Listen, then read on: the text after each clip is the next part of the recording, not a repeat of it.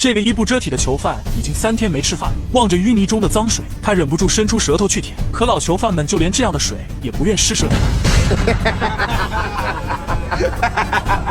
这是贝里克来到索纳监狱的第3天，不仅滴水未进，颗米未沾，身上的衣服鞋子也都被其他囚犯抢光了。一个好心的地中海大叔将他扶了起来。他们是这里最低等身份的囚犯，而乞丐是没有获得分配食物和饮用水的权利。下午时分，贝里克发现地中海脚上突然多了一双鞋子。地中海默不作声，只是看了看不远处的一具尸体。贝里克也想扒掉尸体身上的衣服，可这时监狱的2把手黑哥让2人去打扫厕所，说是劳动结束后可以获得食物。Hell no. Absolutely not. One more word from you, and I will drown you in here. You understand? 黑哥扔给他们一个臭烘烘的拖把，命令打扫完成后将垃圾拿去下水道焚烧掉。可结束后，分配食物的人却只给他们一根啃光的骨头。地中海再也受不了这般非人的待遇，他望了望一间牢房里略有松动的防盗窗，鬼鬼祟祟地爬上去，用力地拉拽，终于将防盗窗扯了下来。地中海跳下了3米高的围墙，拖着摔折的伤腿，不顾一切地向外冲去。贝里克发现后，大声地喊：“可一切已经来不及了。”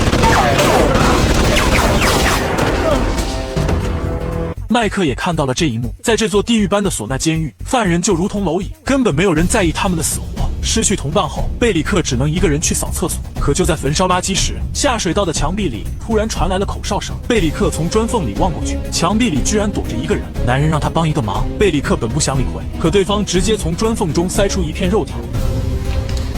Chicken, man. Where'd you get chicken? That's not chicken. 虽然吃出来是老鼠肉，但对现在的贝里克来说，这可谓是美味佳肴。男人说，想要得到更多肉的话，就将这2张纸条分别塞到今天要决斗的2人口袋里。而要决斗的人，正是男主麦克和一个300斤的肌肉男。就在昨天，监狱的黑老大因为嫉妒麦克长得帅，只是肌肉男说麦克偷了他的东西，并向麦克扔出了鸡爪。这是索纳监狱独有的一种仪式。如果双方发生争执，解决矛盾的唯一方式就是1对1徒手决斗，直到一方被打死才算结束。而鸡爪则是发起挑战的信物。此时，监狱里围观群众的暴力情绪已经达到了顶峰。麦克摆弄着手中的鸡爪，他怎么也不会想到自己会因为这样一件东西赌上性命。更讽刺的是，唯一愿意帮助他的人，居然还是在监狱外一直追杀他的马洪。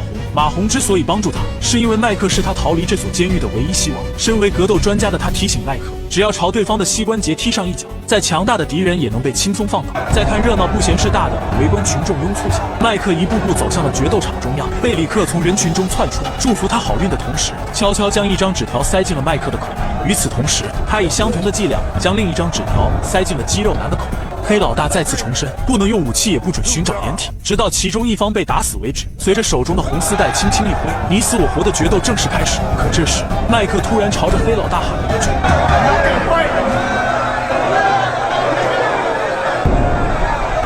趁着肌肉男分神之际，麦克猛然出击，一脚踹在了对方膝关节上，紧接着一记组合拳，直接将肌肉男放倒。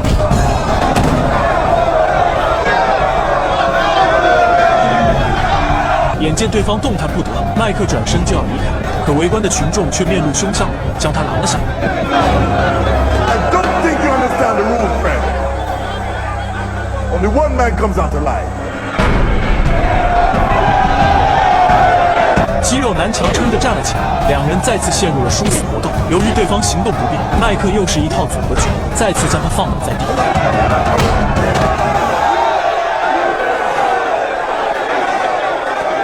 可这时，人群中不知是谁扔给肌肉男一把小刀，趁着麦克心软打算离开，肌肉男捡起小刀就朝麦克扎了过去。危急时刻，马洪突然出手，一招擒拿手外加锁喉功，直接将作弊的肌肉男干净利落的解决。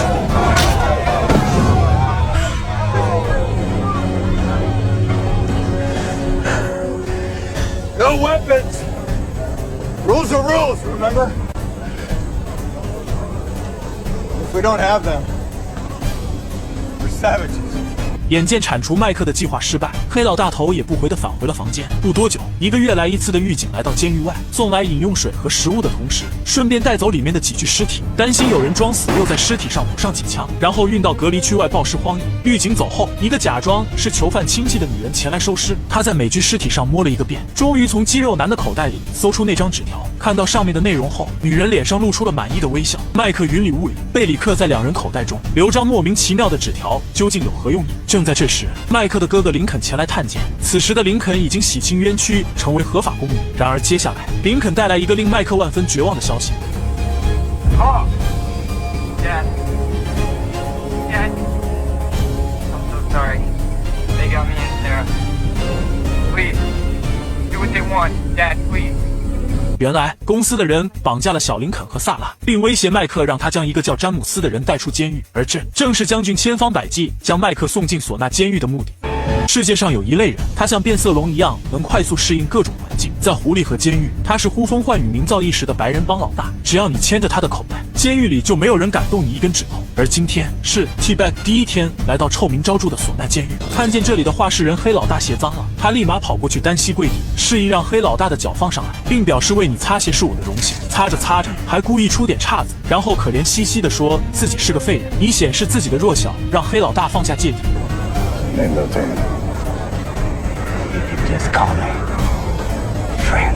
经过几天的献媚讨好 ，T-Bag 一跃坐稳了唢呐监狱的第3把交椅。而同一天来到这里的3个老熟人，却一个比一个混得惨。贝里克成了监狱乞丐，到处讨要一些其他囚犯吃剩下的残羹剩饭。马洪患有严重的躁郁症，监狱里又没有镇定剂，精神状态越来越差的他，千方百计的想要逃出监狱。麦克由于长得太帅，遭到黑老大女人的惦记，所以黑老大想方设法的想要把他弄死。祸不单行的是，一个神秘公司绑架了麦克的女友和侄子，让他从监狱里带出一个叫詹姆斯的人。然而麦克找遍了整座监狱，始终没见到这个人。坐了3年牢的麦迪告诉他，在这里没有人不想找到詹姆斯。就在几个星期前，詹姆斯在酒吧斗殴，误杀了巴拿马市长的儿子。送到唢呐监狱后，他就像人间蒸发了一样，不知所踪。市长放话给黑老大，如果有谁能杀了詹姆斯，杀死他的人就能得到一次上庭友善裁决的机会。换句话而言，只要不是犯罪特别严重，就能离开这里重获自由。两人说着说着，监狱的2把手黑哥和一个人发生了推搡，一不小心撞翻了刚运进来的饮用水。排队的囚犯们顿时傻了眼。要知道，在这里，这桶水的价值堪比黄金，预警下次送水要等到2个星期后。也就是说，没有这桶水，囚犯们很可能被渴死。黑哥是黑老大的人，囚犯们也不管谁是这里的老大，其中一人起了头，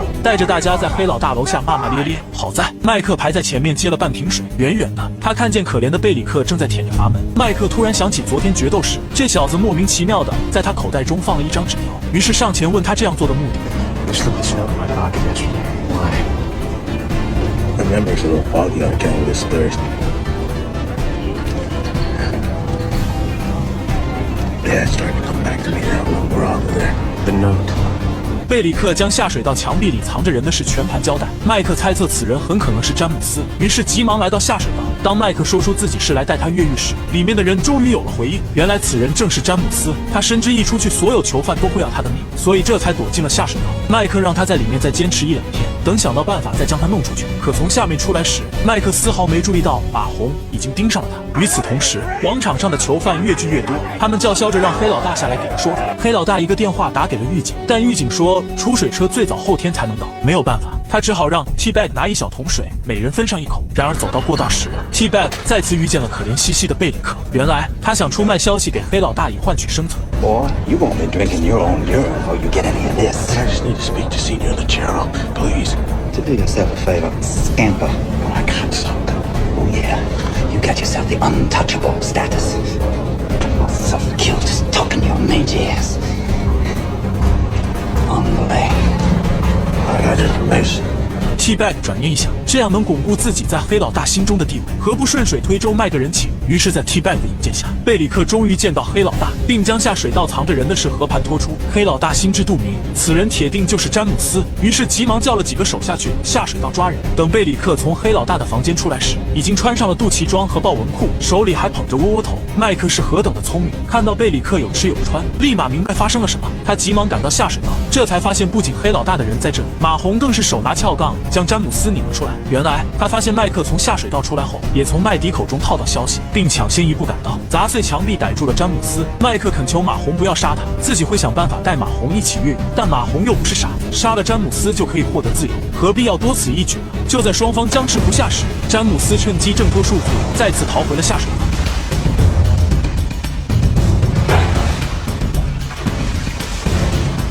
麦克深知这么小的地方抓到詹姆斯是迟早的事，而耗在这里也挽回不了大局，于是急忙来到黑老大的房间，想要和黑老大做笔交易。麦克说：“我帮你解决饮用水的问题，你将詹姆斯交给我。”黑老大轻蔑一笑，他要问问麦克的老熟人，这个人值不值得相信。 Can I trust this Bobo? He's a snake. He stabbed me in the back every chance he got.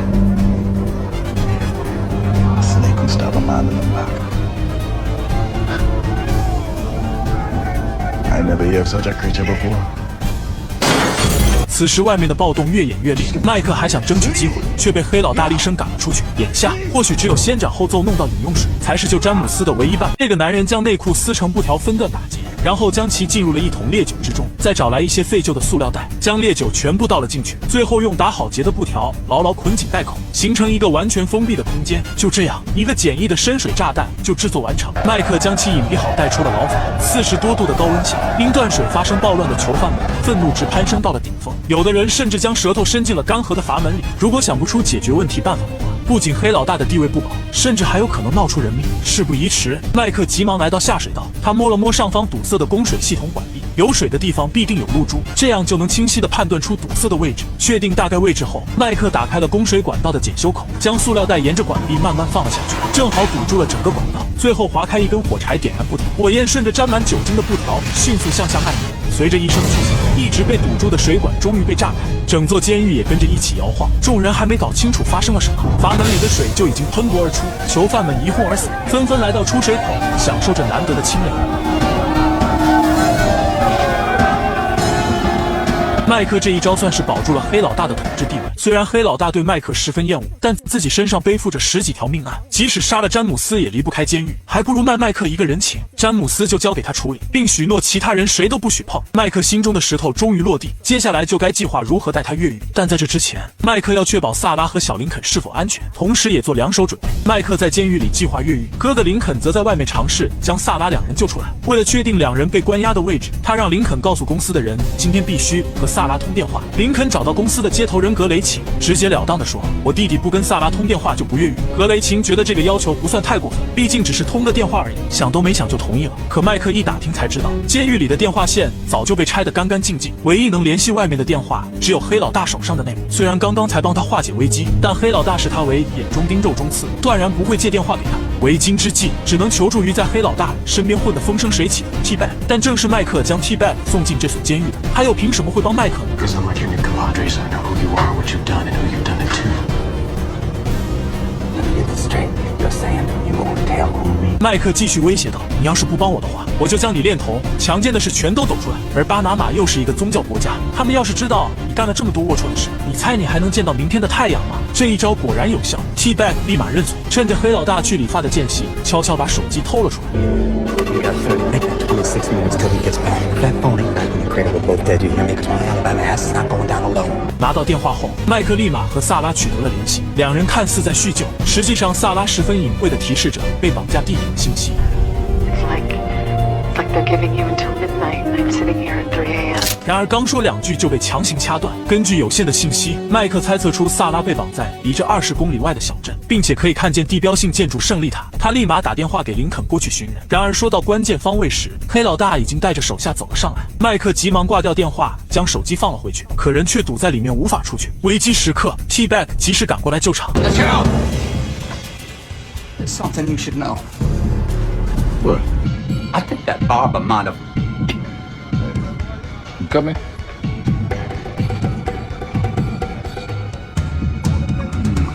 No. No, my mistake. I did. No, in fact, that there might just be the best shave I have ever seen. What? You look like you need one today. How might you do that? You can't be walking around looking all boo-too. 黑老大被 T-Bag 逗得心花怒放，看着他那谄媚的嘴脸，二把手黑哥恨不得上去给他2巴掌。另一边，林肯已经来到了胜利塔下面，可由于没有听清具体方位，林肯蹲在地上焦头烂额。而这一幕正好被房间里的萨拉看见，他脱掉鞋子，一抬脚将鞋子扔出了窗外。Sarah. 林肯急忙追过去，正好撞见被挟持的儿子。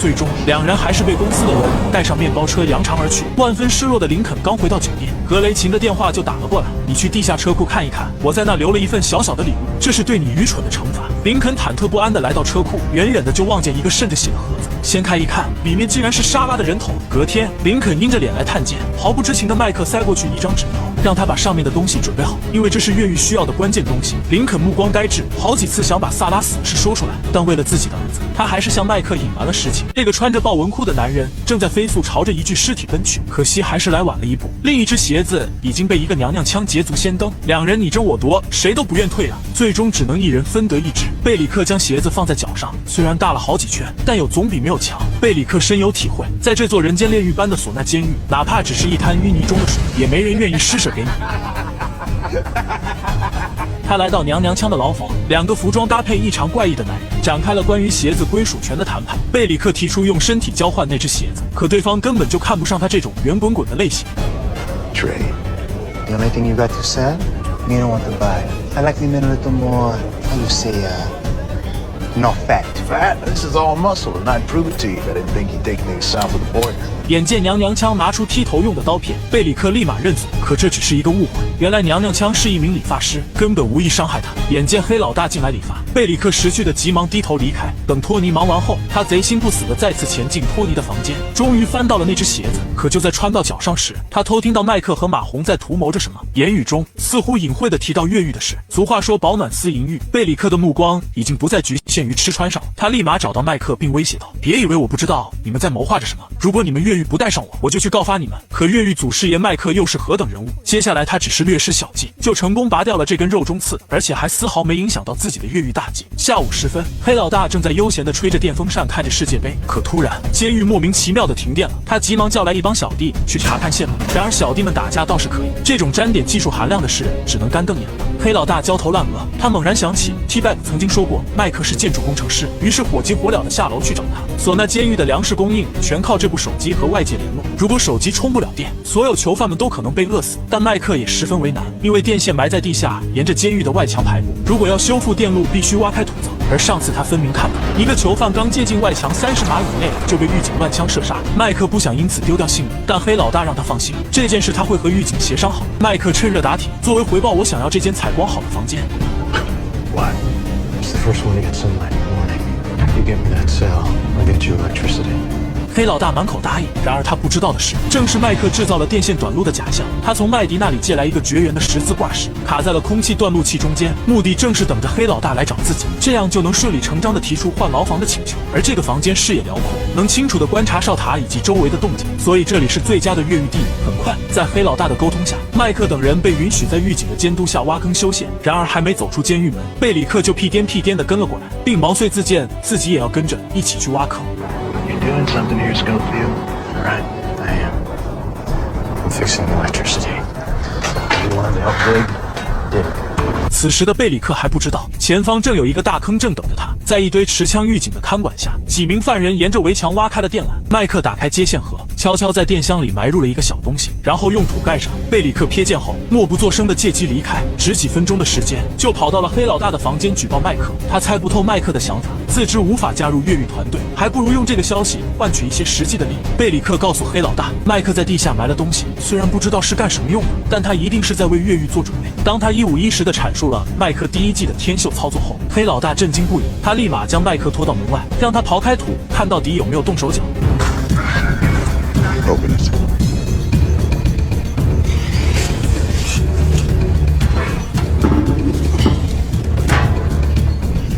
Move the dirt. Now.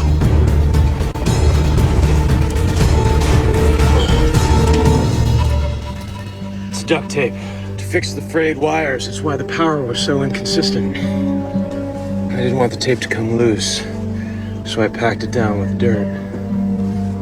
虽然没有发现破绽，但黑老大仍然不相信他。他要和麦克一起前往配电室打开主开关。几人来到地下室，当麦克望向背后配电箱里的十字挂坠时，心都要蹦出来了。为了不被其他人发现，他只好合上了另一个配电箱上的闸道。果然不出所料，电依然没有来。在黑老大的指示下，暴躁的黑哥一拳就抡了过去，麦克顺势倒在了背后的配电箱上，然后趁机悄悄拔走了十字挂坠。麦克继续忽悠道：“一定是变压器有延迟，才会过了这么半天才来电。”黑老大两人也没读过什么书，自然也就糊弄了过去。经此一劫，麦克如愿地搬进了牢房，而贝里克也被黑老大叫到了房间。Now, the thing I hate more than a rat. Bad information. Yeah, look, I'm sorry about all that, but my information was good. It's just Schofield's a tricky bastard. He'll try something again, you'll see. 黑哥一把将贝里克按在桌子上，黑老大气定神闲，慢慢地倒出了一杯滚烫的咖啡。他走到贝里克面前，掀开了他的衣服。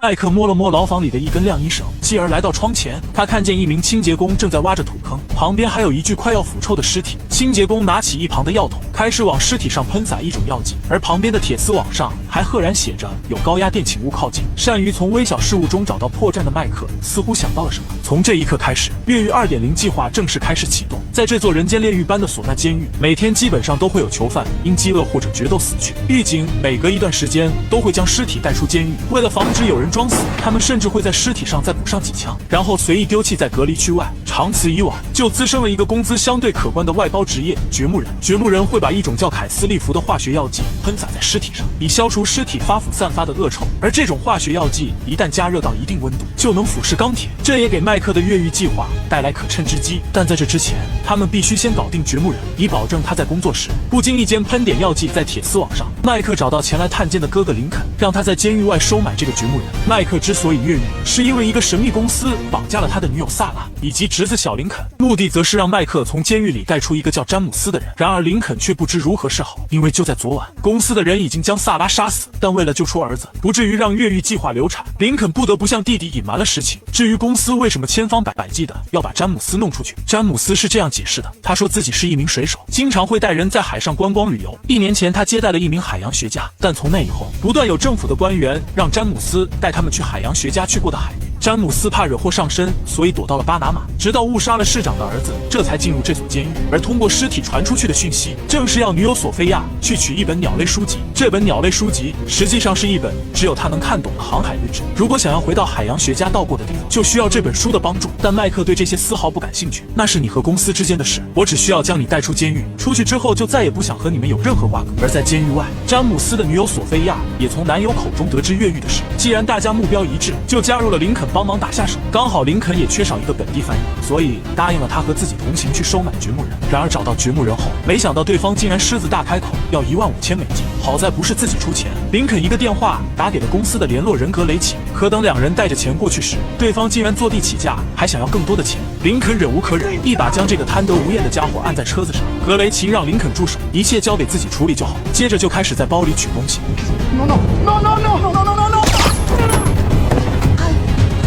What the hell are you doing? We need him! He will sell us out to the cops after he takes as much as he can from us. No! 杀死了掘墓人，也就宣告着越狱计划的破产。但好在林肯再次探监时告诉麦克，我们通过其他渠道塞了点钱，安排了一个100%信任的人顶上。麦克起初还有点疑惑，他赶紧出来看这个新的掘墓人到底是谁。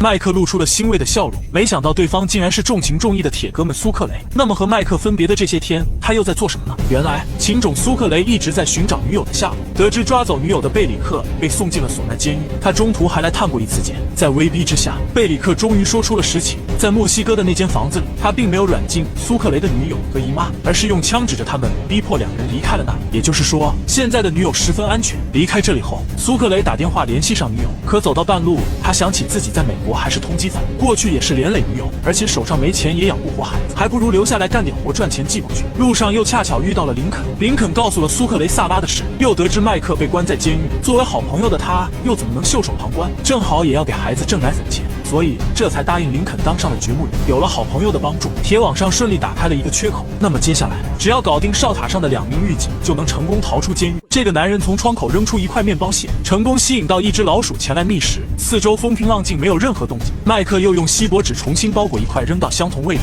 以测算亮光是否能引起狱警的注意。然而下一秒，铁网外就陡然亮起了巡逻车的前灯。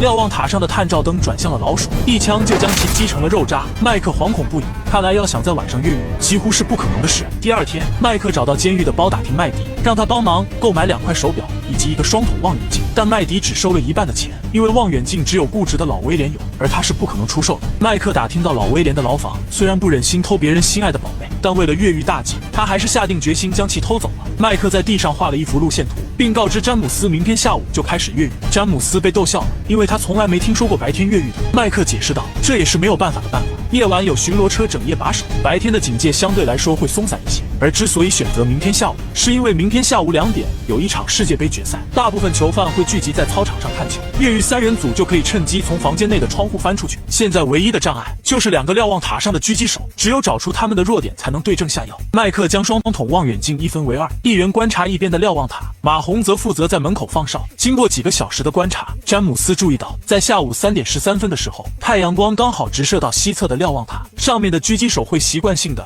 将视线转向监狱外侧。詹姆斯扔出一个小球测试，果然发现西侧的狙击手注意不到铁网内的状况。而这个时间持续了6分钟左右。北侧的狙击手人称胡狱警，是一个不折不扣的体育迷，当然不可能错过世界杯的任何赛事。麦克注意到，一旦信号不好，胡狱警就会倒向天线，暂时也不会注意到这边的情况。也就是说，只要让2名狱警摸鱼的时间重叠，就能趁这个间隙溜到被腐蚀的铁丝网洞口逃出监狱。但如何能精准地控制2人的行为动作？麦克想到一个办法，他再次偷来一个微波炉，将其改造成电磁脉冲发射器，用来干扰电子设备的信号。詹姆斯不得不佩服公司挑人的眼光，眼前这个人果然是万中无一的越狱奇才。他将发射器的电源插上，果然不出所料，胡狱警开始焦头烂额地导航起天线来。可就在这时，牢房门口突然有人经过，麦克晃了一下神，望远镜反射的太阳光不小心照到哨塔上。等他再次拿起望远镜望过去时，胡狱警已经端起枪对准了他。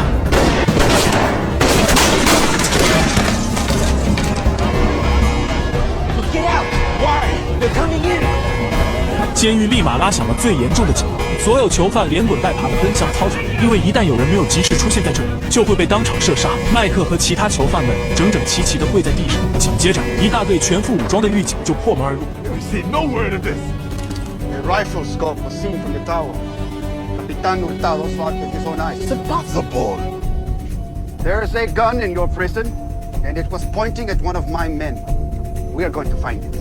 原来狱警们误以为是狙击枪的瞄准镜，经过全面排查，终于在麦克的牢房里发现了望远镜。胡狱警拿着枪抵住麦克的脑袋，质问他为什么要监视自己。麦克吓得说不出话来。正在胡狱警准备开枪的关键时刻，詹姆斯及时站了出来。Why were you watching him? I wasn't. I was watching birds. 他从口袋里掏出那本女友寄过来的鸟类书籍，狱警接过仔细翻了翻，里面的确是大量鸟类图案，以为他是鸟类爱好者。狱警们也不再追究，收队走人。Go back. Hurtado. Ya, déjalo. 成功躲过一劫后，麦克火急火燎地朝牢房冲去，可这才发现门已经被狱警牢牢锁死。麦克想死的心都有。这间牢房不仅是越狱的出口，并且电磁脉冲的微波炉也还在里面，这也就宣告着精心设计几天的越狱计划再次流产。但好在一个随风飘进监狱的纸杯，再次让越狱团队看到了曙光。狱警缓缓拉开监狱的大门，在送来新囚犯的同时，丝毫没注意到一只废旧的纸杯也随风吹进了监狱，而正是这只废纸杯将为越狱3人组带来新的曙光。经过观察发现，每天中午胡狱警都会喝这个牌子的咖啡，也就是说，只要查出他在哪里买的咖啡，就能找到机会下药将其迷晕，然后趁此契机溜到被腐蚀的铁丝网洞口逃出这所监狱。隔天上午，麦克将废纸杯交给了前来探监的哥哥林肯，让他在附近查一查这种咖啡的位置，并赶在下午3点前下药。毕竟他们的越狱时间定在今天下午3点13分。紧接着又问起了女友萨拉和侄子的消息，怎么最近一直都没收到他们的照片？林肯眼神闪躲，支支吾吾故意扯开话题，但麦克还是觉察到不对劲，他撂下一句狠话：如果在越狱前1个小时还没见到2人活着的照片的话，这个狱他就不打算越了。林肯心乱如麻，因为萨拉已经被公司的人杀害。如果说实话，麦克肯定就不会越狱了，这样自己的儿子就必定会被撕票。但出来后，他还是让索菲亚去打听这个牌子的咖啡。索菲亚是土生土长的巴拿马，一眼就认出这是几公里外的一家店，狱警应该就是在那里买的。没有片刻的耽误，林肯又火急火燎地跑去找格雷琴，让他赶紧准备一张萨拉还活着的照片，顺便弄来一种喝下去1个小时后才发作的迷药。中午时分，林肯一行人早早地在咖啡摊蹲点，果然见到了雷打不动过来买咖啡的胡狱警。林肯把加了迷药的咖啡准备好，又假装不小心撞掉胡狱警手中的饮料。Watch where you're going. Here, look. This is my buddies. Please, I insist. 正当胡狱警伸手去接时，杀千刀的老板竟然免费给他补了一杯。林肯想死的心都有，眼见计划几近泡汤，索菲亚灵机一动，立马解开上衣的几颗扣子。My car's run out of gas. I'm sorry, I'm heading in the wrong direction. I really need to go to sauna. Hey, mi amor. ¿Te llevo? Venga. Thank you. What's the lid? 索菲亚顺势接过下了药的咖啡，跟了上去。果然不出所料，走到半路上的胡狱警色心大起，他色眯眯地说道：“你应该有亲戚在监狱里吧？如果你从了我，以后我就安排你们天天见面。”索菲亚急中生智，这都被你猜出来了，我的这个亲戚正是黑老大。胡狱警一听脸色巨变，自己只是一个普通狱警，哪敢碰黑老大的女人？趁他走神的功夫，索菲亚悄悄将咖啡掉了包。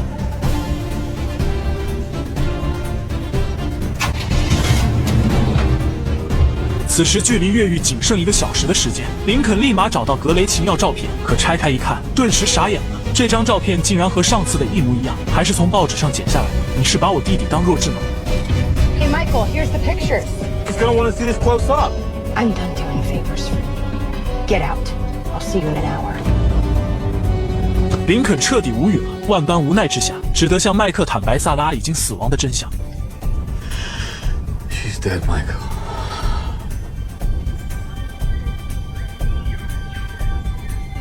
I lied to you. I'm sorry. If you don't break out today, they're gonna kill my son. They're gonna kill OJ. Michael, we gotta do this.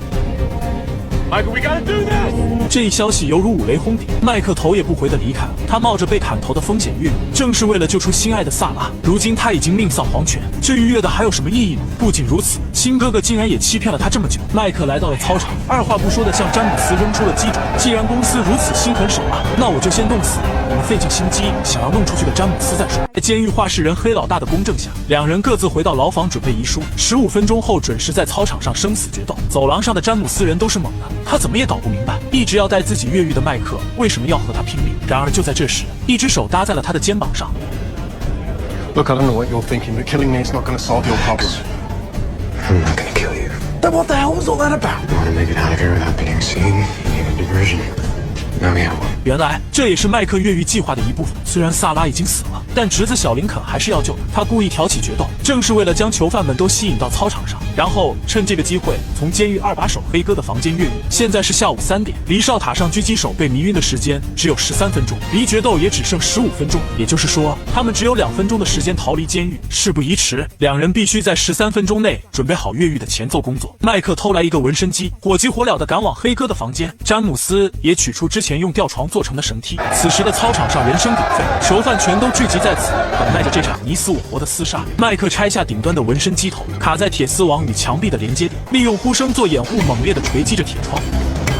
砸开铁窗后，麦克又将绳梯的一端绑在铁柱上。下午3点12分，其中一个哨塔上的胡狱警喝下有迷药的咖啡，昏昏沉沉，不一会儿功夫就晕倒了过去。现在只剩下另一个哨塔上的狱警，麦克二人紧紧地盯着手表，只等3点13分的太阳。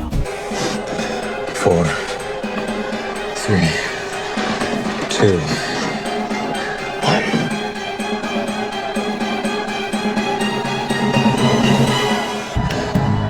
The glare. Where's the glare? 可谁又能想到，今天的阳光来得比平时稍晚一些。另一个狱警迟迟没有挪动位置，正在两人焦头烂额之时，终于一阵刺眼的阳光反射而来，狱警总算将头偏向了监狱外，两人立马下调防盗窗准备行动。然而就在这时，走廊上突然传来急促的脚步声，原来是黑哥进来拿东西，两人吓得急忙躲进床底，大气都不敢喘。黑哥摸了摸桌上的时限，虽然感觉到哪里不对劲，但着急看决斗也就没有太在意。等黑哥走后，两人急忙放下绳梯开始行动。为了保证詹姆斯的安全，麦克率先爬下绳梯，可谁知刚刚落地，一大片云就缓缓飘了过来，眼见就要遮住太阳。麦克急忙让詹姆斯赶紧爬回去。Go back! Go back!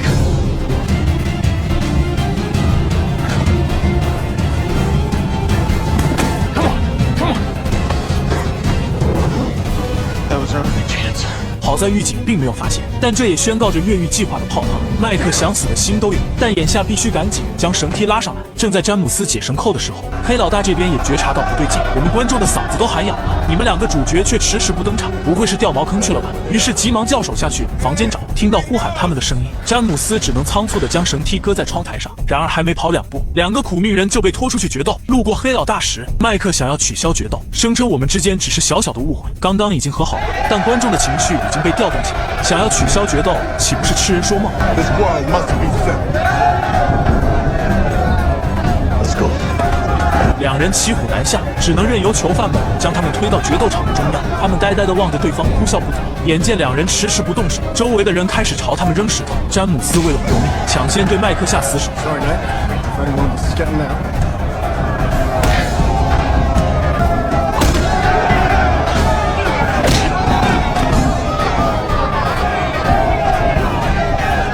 正在两人互相拼命时，一阵微风吹过，窗台上的绳梯悄悄开始滑落，而哨塔上的另一名狱警也觉察到异常，怎么半天没见到对面哨塔上的胡狱警？于是赶紧派人上去查看。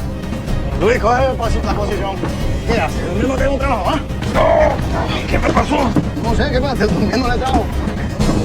¿Tienes frío? 上来的狱警意识到他是被人迷晕的，赶紧拿起望远镜朝监狱方向望去，正好看见被风吹下来的绳梯。狱警大惊失色，这是有人想要越狱，于是立马拿起对讲机呼叫上级。片刻后，一大队全副武装的狱警就破门而入。